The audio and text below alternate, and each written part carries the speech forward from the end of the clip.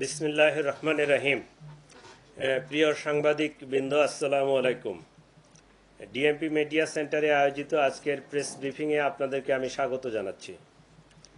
আপনারা জানেন, কার্যক্রম নিষিদ্ধ আওয়ামী লীগ ও এর অঙ্গ সংগঠনের নেতা কর্মীরা সম্প্রতি রাজধানীর বিভিন্ন স্থানে জড়ো হয়ে ঝটিকা মিছিল আয়োজনের মাধ্যমে আইন শৃঙ্খলা বিনষ্ট করে জনমনে আতঙ্ক সৃষ্টির পায়তারা করছে। অদ্য 24শে সেপ্টেম্বর 2025 রাজধানীর বিভিন্ন এলাকায় ঝটিকা মিছিলের চেষ্টা চালায়। এ সময় পুলিশের টহল টিম, ঢাকা মহানগরের গোয়েন্দা পুলিশের সদস্যরা এ প্রচেষ্টা নস্যাৎ করে দেয়।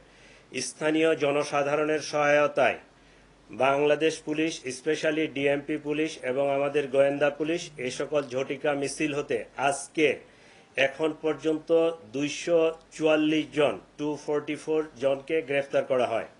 এই সময় তাদের কাছ থেকে 14টি ককটেল এবং 60টি ব্যানার উদ্ধার করা হয়।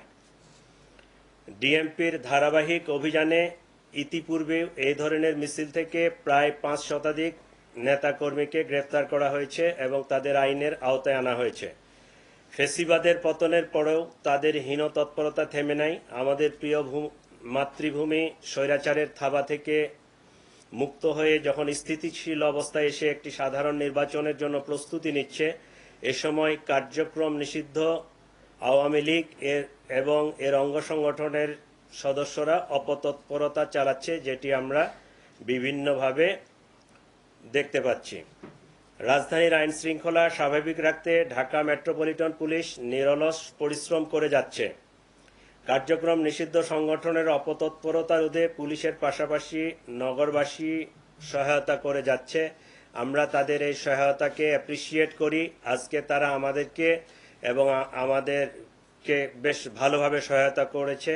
এই সহায়তা যেন ভবিষ্যতেও অব্যাহত থাকে, এই জন্য আমি তাদেরকে আমাদের পক্ষ থেকে, ডিএমপি পুলিশের পক্ষ থেকে উদাত্ত আহ্বান জানাচ্ছি এবং আপনাদের মাধ্যমে ঢাকাবাসীকে আরও বলতে চাই যে আপনারা নাগরিক দায়িত্ব পালন করবেন। বিশেষ করে বিভিন্ন ফ্ল্যাটে, আবাসিক হোটেলগুলোতে, বিভিন্ন ছাত্রাবাসে এবং এই সমস্ত জায়গায় যদি কোনো নিষিদ্ধ সংগঠনের লোকজন থাকে, জমায়েত থাকে বা তারা কোনো অপতৎপরতা করে, তাহলে আমাদেরকে যদি আপনারা অগ্রিম জানাতে পারেন, তাহলে আমরা কিন্তু এটা আরও ইফেক্টিভলি মোকাবেলা করতে পারবো, তাদেরকে আইনের আওতায় নিয়ে আসতে পারবো। গোয়েন্দা নজরদারিতে আছে, সব সময় পারা যায় না।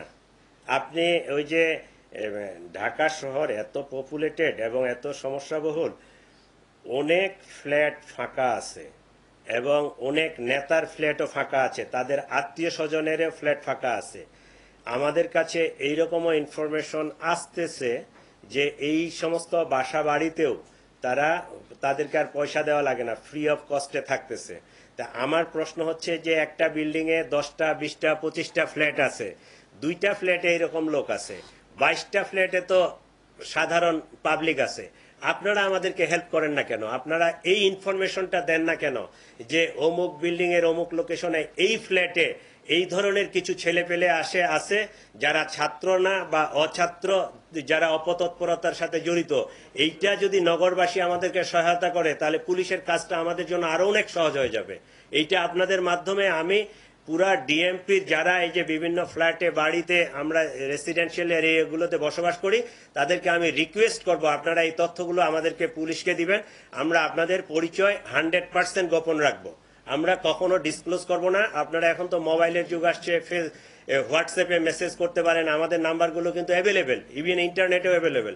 আমাদেরকে হোয়াটসঅ্যাপে মেসেজ করবেন বা হোয়াটসঅ্যাপ কলে জানাবেন, আমাদেরকে এই তথ্যগুলো দিবে, তাহলে আমরা ইফেক্টিভলি এটা আরো কার্ভ ডাউন করতে পারবো।